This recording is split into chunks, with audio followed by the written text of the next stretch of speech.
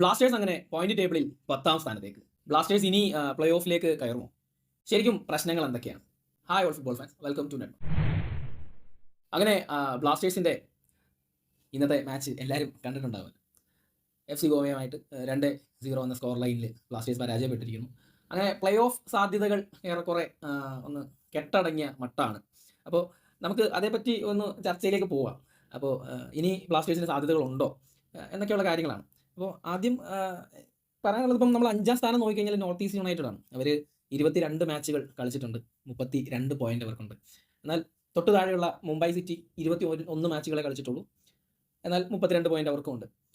അപ്പോൾ പിന്നെ താഴോട്ടുള്ളത് 7ാം സ്ഥാനത്ത് ഒഡീഷ ഉണ്ട്, 8ാം സ്ഥാനത്ത് ചെന്നൈയിനുണ്ട്, 9ാം സ്ഥാനത്ത് ഈസ്റ്റ് ബംഗാളുണ്ട്, 10ാം സ്ഥാനത്ത് കേരള ബ്ലാസ്റ്റേഴ്സ്, 11ാം സ്ഥാനത്ത് പഞ്ചാബ് FC.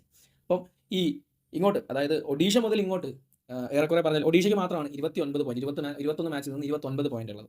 ബാക്കി ചെന്നൈ മുതൽ പഞ്ചാബ് വരെ 21 മാച്ചിൽ നിന്ന് 24 പോയിന്റ്. എല്ലാവരും ഒരേപോലെ 21 മാച്ചിൽ നിന്ന് 29 പോയിന്റ് ഒരേപോലെയാണ്. അപ്പം ശരിക്കും പറഞ്ഞാൽ ബ്ലാസ്റ്റേഴ്സിന് ഇനി പ്ലേ ഓഫിൽ എത്തണം എന്നുണ്ടെങ്കിൽ ഈ 3 മാച്ചുകളും, ഇനിയുള്ള 3 മാച്ചുകൾ ബ്ലാസ്റ്റേഴ്സ് ജയിക്കേണ്ടതുണ്ട്. അങ്ങനെ ജയിക്കുകയാണെങ്കിൽ ബ്ലാസ്റ്റേഴ്സിന് 33 പോയിന്റുകൾ വരും. ആ 33 പോയിന്റ് വന്നാൽ മാത്രം പോരാ, മുകളിലുള്ള നോർത്ത് ഈസ്റ്റും അതേപോലെ മുംബൈയും, അവർക്ക് രണ്ടുപേർക്കും 32 പോയിന്റ് ഉണ്ട്. അവരാണ് 5ഉം 6ഉം സ്ഥാനത്ത് നിൽക്കുന്നത്. അപ്പോൾ നമുക്കിനി ഒരു ചാൻസ് എന്ന് പറയുന്നത് ഈ 5 അല്ലെങ്കിൽ 6 ഈ ഒരു സ്ഥാനത്ത് കയറുക എന്നുള്ളതാണ്. അപ്പോൾ ഇവർക്ക് 32 പോയിന്റ് ഇപ്പോൾ തന്നെ ഉണ്ട്. ഇനി നോർത്ത് ഈസ്റ്റിന് ഇനി 2 കളികൾ കൂടെ ബാക്കിയുണ്ട്, മുംബൈക്ക് ഇനി 3 കളികൾ കൂടി ബാക്കിയുണ്ട്. അതിലൊരു കളി ബ്ലാസ്റ്റേഴ്സുമായിട്ടാണ്. അപ്പോൾ ഇനി ഒരു പോയിന്റ് കൂടി ഇവരെടുക്കരുത് എന്നുള്ളതാണ്. ഇനിയുള്ള എല്ലാ കളികളിലും മുംബൈയും അതേപോലെ നോർത്ത് ഈസ്റ്റും തോൽക്കുക തന്നെ ചെയ്യണം. അതേപോലെ ഈ 33 പോയിന്റിന് മേളിലേക്ക് ഒഡീഷ ആണെങ്കിലും ചെന്നൈയിനാണെങ്കിലും പഞ്ചാബ് ആണെങ്കിലും ഈസ്റ്റ് ബംഗാൾ ആണെങ്കിലും പോവുകയായിരുന്നു. അതിനൊക്കെ അപ്പുറത്ത് ഈ 3 മാച്ച് ബ്ലാസ്റ്റേഴ്സ് ജയിക്കുകയും വേണം. അപ്പോൾ ഇത് മാത്രമാണ് ഇനി ബ്ലാസ്റ്റേഴ്സിന്റെ മുന്നിലുള്ള വഴി. അപ്പോൾ നമുക്ക് വേണമെങ്കിൽ പറയാം ഏറെക്കുറെ വഴികൾ അടഞ്ഞു എന്ന് തന്നെ വേണം പറയാം. അപ്പോൾ പ്രതീക്ഷകളൊക്കെ ഏറെക്കുറെ മങ്ങി. പിന്നെ ഇതാണ് ഇപ്പോഴത്തെ ഒരു സ്റ്റാൻഡിങ്, ബ്ലാസ്റ്റേഴ്സിന് പ്ലേ ഓഫിലേക്ക് പോകാൻ പറ്റുമോ ഇല്ലയോ എന്നുള്ളത്. അപ്പോൾ അതൊക്കെ എന്തായാലും അവിടെ നിൽക്കട്ടെ. ഇനിയിപ്പം അതേപ്പറ്റി നമ്മൾ കൂടുതൽ ചർച്ച ചെയ്തിട്ട് കാര്യമില്ല. മിറാക്കിൾസ് ഒരുപാട് സംഭവിക്കണം ഞാൻ ഈ പറഞ്ഞ പോലെ കാര്യങ്ങൾ നടക്കണം എന്നുണ്ടെങ്കിൽ. അപ്പോൾ പിന്നെ നമ്മൾ വേണമെങ്കിൽ ഇന്നത്തെ കളിയെ പറ്റി എന്തെങ്കിലും പറയണോ? ജസ്റ്റ് പറഞ്ഞേക്കാം. ടേബിളിൽ 10ാം സ്ഥാനത്തേക്ക് ഇറങ്ങിയത് പോരാഞ്ഞിട്ട് വലിയൊരു സന്തോഷ വാർത്ത എന്ന് പറയുന്നത്, ബ്ലാസ്റ്റേഴ്സ് ഇന്ന് 8 ഷൂട്ടുകൾ അടിച്ചപ്പോൾ ഒരെണ്ണം മാത്രമാണ് ഓൺ ടാർഗറ്റിലേക്ക് അടിക്കാൻ സാധിച്ചത് എന്നുള്ളതാണ് ഭയങ്കര വലിയ സംഭവം. അതേപോലെ 46ാമത്തെ മിനിറ്റിലാണ് ആദ്യ ഗോൾ ബ്ലാസ്റ്റേഴ്സ് കൺസീഡ് ചെയ്യുന്നത്. സോ അതൊരു റീബൗണ്ട് വന്നത് തട്ടിയകത്തിട്ടു എന്നുള്ളതായിരുന്നു. പിന്നെ അടുത്ത ഗോൾ, അതേ പറ്റിയിട്ടാണ് പറയുന്നത്. ആള് എന്ത് ഫ്രീ ആയിട്ടാണ് ആ ഗോൾ അടിച്ചതെന്ന് ശ്രദ്ധിച്ചിട്ടുണ്ടായിരുന്നു. ഇത് ഇങ്ങനെ ബാക്ക് സൈഡിൽ കൂടെ ഒരാൾ വന്ന് ഫ്രീ ആയിട്ട് വന്ന് ബ്ലാസ്റ്റേഴ്സിന് 8 അണ്ണാക്കിൽ ഗോൾ അടിച്ചു കൊടുക്കുന്നത് ആദ്യമായിട്ടല്ല. പല തവണ നമ്മൾ നോട്ടീസ് ചെയ്തിട്ടുള്ള കാര്യമാണ്. പല തവണ ഈ മിസ്റ്റേക്ക് ബ്ലാസ്റ്റേഴ്സ് സ്ഥിരമായി ചെയ്തുകൊണ്ടിരിക്കുന്ന മിസ്റ്റേക്കാണ്. ബാക്കിലൂടെ വരുന്ന പ്ലെയറിനെ മാർക്ക് ചെയ്യാണ്ട് എല്ലാവരെയും കവർ ചെയ്ത് ബോൾ ബാക്കിൽ വരുമ്പോൾ അവിടെ നിൽക്കുന്ന ഫ്രീ ആയി തട്ടിയിടുന്ന ഒരു പരിപാടി. എന്താ ചെയ്യുക? അതിനകത്ത് നമുക്ക് ഒന്നും പറയാനില്ല. ഇത് സ്ഥിരം സംഭവിച്ചുകൊണ്ടിരിക്കുന്ന പരിപാടിയാണ്. പിന്നെ നമുക്ക് പറയാനാണെങ്കിൽ പ്രത്യേകിച്ചൊന്നും ഇല്ല കളിയെ പറ്റി. എനിക്കൊന്നും ആദ്യത്തെ ഒരു ഫസ്റ്റ് ഹാഫൊക്കെ കട്ട അങ്ങോട്ടും ഇങ്ങോട്ടും കളിക്കുന്നുണ്ടായിരുന്നു. പിന്നെ ഇത്രയും വൃത്തികെട്ട ഒരു പിച്ച് ISL ഞാൻ വേറെ കണ്ടില്ല എന്ന് വേണം പറയാൻ. ഫുട്ബോളല്ലേ, അതൊന്നും ഉരുളണ്ടേ? അപ്പം അത് എന്താ സംഭവം എന്ന് മനസ്സിലാകുന്നില്ല. പിന്നെ റഫറിങ്ങിനൊന്നും വലിയ പ്രോബ്ലം ഒന്നും തോന്നിയില്ല. അത്യാവശ്യം അടിപൊളിയായിട്ട് തന്നെ പുള്ളി റഫറിങ് ഒക്കെ ചെയ്തു. നമ്മൾ കളിച്ചില്ല എന്നുള്ളത് മാത്രമാണ് ഇന്നത്തെ പ്രശ്നം.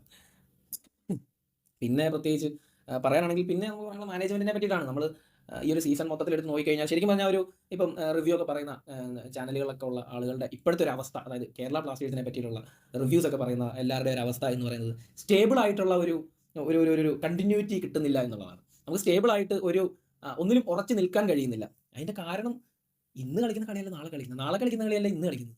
ആകെ മൊത്തത്തിൽ കൺഫ്യൂഷനാണ്. ഞാൻ കഴിഞ്ഞ ദിവസം പറയുന്നുണ്ടായിരുന്നു, നമുക്കിപ്പോൾ നല്ലൊരു മാനേജർ എവിടെ എന്നുള്ളതിന് എനിക്കൊരു ആൻസർ കിട്ടി എന്ന് പറയുന്നുണ്ടായിരുന്നു. പക്ഷേ എനിക്കിപ്പോൾ ഇന്നത്തെ കളിയും അതേപോലെ കഴിഞ്ഞ ബഗാനായിട്ടുള്ള കളി, ഈ 2 കളി വെച്ചിട്ട് എനിക്ക് ഫീൽ ചെയ്ത കാര്യം എന്ന് പറയുന്നത് മാനേജ്മെൻറ്റിൻ്റെ ഭാഗത്തു നിന്നുള്ള വലിയ എന്താ പറയുക, മാനേജ്മെൻറ്റ് ഒന്നും ചെയ്യുന്നില്ല എന്നുള്ളതാണ് എനിക്ക് ഫീൽ ചെയ്യുന്നത്. കാരണം നമ്മുടെ പ്ലെയേഴ്സിനൊക്കെ ഹാൻഡിൽ ചെയ്യാൻ ആരുമില്ല, നല്ലൊരു മാനേജർ ഇല്ല എന്നുള്ളത് ശരിക്കും പ്രശ്നം തന്നെയാണ്. അത് അങ്ങനെ തന്നെ നിലനിൽക്കുന്നു പ്രശ്നങ്ങൾ. കാരണം ഒന്ന് ആലോചിച്ച് നോക്കാം, നമുക്കിപ്പോഴും മാനേജ്മെൻറ്റിൻ്റെ കാര്യം പറയുമ്പോൾ നമുക്കിപ്പോഴും അഡ്രിയാൻ ലൂണ, ആളെന്താ വല്ല ചൈനയുടെ താനാണ്. ആള് എപ്പോഴും ആ പിച്ചിലുണ്ട്. പുള്ളി ഒന്ന് കൈ കൊടുത്ത് ഒന്ന് കയറുന്ന ഞാൻ കണ്ടിട്ടില്ല. പാവം ആൾക്കൊരു ബാക്കപ്പ് ഇല്ല എന്നുള്ളതാണ്. അഡ്രിയാൻ ലൂണയ്ക്ക് ഒരു ബാക്കപ്പ് ഇല്ല, ജീസസ് ജിമനസിന് ഒരു ബാക്കപ്പ് ഇല്ല. അങ്ങനെ നമ്മൾ നോക്കുകയാണെങ്കിൽ നമ്മുടെ ഒരു ഫോറിൻ പ്ലെയേഴ്സിനും ഒരു ബാക്കപ്പ് ഇല്ല എന്നുള്ളൊരു സത്യമാണ്. അപ്പോൾ ഇവരെന്താണ് ചെയ്യുന്നത്? മാനേജ്മെൻറ്റ് ഇവർക്ക് ഇനി ബാക്കപ്പ് ഉണ്ടാക്കാൻ ഇവർക്ക് അറിയാത്തതുകൊണ്ടാണോ അതോ ഇനി ഇവർക്ക് പൈസ ഇല്ലാഞ്ഞിട്ടാണോ എന്താണെന്ന് ഒരു ഐഡിയ ഇല്ല. ഒരു മാനേജറിനെ സാക്ക് ചെയ്തിട്ട് പുതുതായി ഒരു മാനേജറിനെ സൈൻ ചെയ്യാനുള്ള ക്യാഷ് പോലും ഇവരുടെ കയ്യിലില്ല, അല്ലെങ്കിൽ അതിനുള്ള ഒരു പരിപാടി പോലും ഇവർ ചെയ്തില്ല എന്നുള്ളതാണ്. ഇപ്പോഴും നമ്മുടെ സഹപരിശീലകനെ അല്ലെങ്കിൽ നമ്മുടെ റിസർവ് ടീമിന്റെ മാനേജറെ കൊണ്ടുവന്ന് ബാക്കിയുള്ള മത്സരങ്ങൾ മിഖായൽ സ്റ്റാറെ പോകുമ്പോൾ ഇവിടെ ലീഗ് പകുതി ആയിട്ടേ ഉള്ളൂ, പിന്നെയും പകുതി കിടക്കുകയാണ്. അപ്പോൾ അത് കളിപ്പിക്കാൻ പുതിയൊരു മാനേജർ ഇല്ലാതെ കളിക്കുന്നു. പിന്നെ ആദ്യം തൊട്ടുള്ള എല്ലാ പ്രോബ്ലംസും ഇപ്പം നമ്മുടെ ടീം മൊത്തത്തിൽ പൊട്ടിച്ച് കളഞ്ഞ് നമ്മുടെ ടീമിനെ ആവശ്യമില്ലാതെ എല്ലാവരും മേടിച്ചുകൊണ്ട് പോയി നമ്മുടെ പ്ലേയേഴ്സിനെ കൊണ്ടുപോയി. അപ്പോൾ പ്ലേയേഴ്സും ഇല്ല, ആരുമില്ല, ഒന്നുമില്ല, തേങ്ങയില്ല. അപ്പോൾ ഇനിയിപ്പോൾ എന്തായാലും സൂപ്പർ കപ്പ് വരുന്നുണ്ട്. ഇനിയിപ്പം സൂപ്പർ കപ്പ് അടിക്കും എന്നാണ് നമ്മൾ പ്രതീക്ഷിക്കുന്നത്. എന്തായാലും പ്രത്യേകിച്ചൊന്നും പറയാനില്ല. സത്യം പറഞ്ഞാൽ പറയാനുള്ളതൊക്കെ ഇനി 2 ദിവസം കൂടെ കഴിയുമ്പോൾ കിട്ടുമായിരിക്കും. നമുക്ക് അന്നേരം വേണമെങ്കിൽ ഒരു വീഡിയോ ചെയ്യാം. അപ്പോൾ ശരിക്കും പറഞ്ഞാൽ ഡിസപ്പോയിൻറ്റഡ് ആണ്. നമ്മുടെ ലീഗിൽ നിന്ന് എന്തായാലും പുറത്തായ അവസ്ഥയിൽ തന്നെയാണുള്ളത്.